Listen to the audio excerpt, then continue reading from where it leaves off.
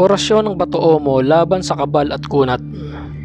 Bato Omo, sa ngalan ng Diyos at ng mga banal na nilalang, ikaw ang aking susi sa proteksyon at kaligtasan. Ibigay mo sa akin ang kunat ng bato at tibay ng bakal. Huwag mong pahintulutan na ang anumang kabal, masasamang orasyon o negatibong enerhiya ay makapasok sa aking buhay. Pagharian mo ang aking katawan, isipan at kaluluwa ng lakas at katatagan. Protektahan mo ako mula sa lahat ng masasamang layunin at pagpapahirap.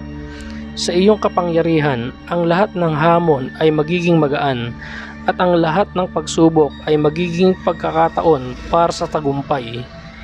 Amen.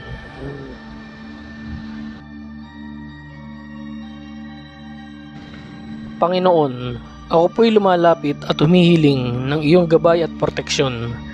Gamitin mo po ang Bato Omo bilang aking tagapagtanggol laban sa lahat ng masasamang orasyon at kabal. Ibigay mo sa akin ang tibay at kunat upang maging matatag ako sa lahat ng laban at pagsubok na haharapin ko. Patnubayan mo po ako at huwag mong hayaan na ang anumang masasamang enerhiya ay makapinsala sa aking katawan at kaluluwa.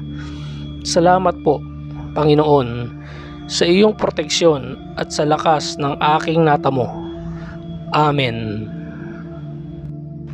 Paano gamitin ang dasal at orasyon ng Bato Omo laban sa kabal at kunat?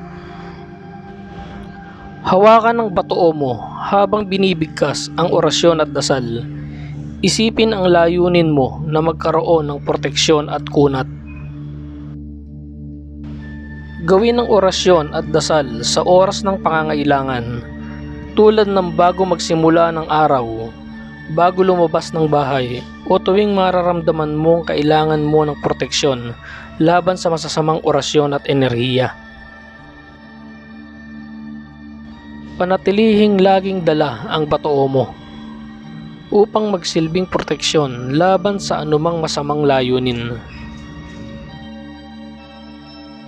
Ang paggamit ng Bato Omo at ang orasyon ng kabal at kunat ay makakatulong upang magbigay ng proteksyon at lakas laban sa mga negatibong impluensya.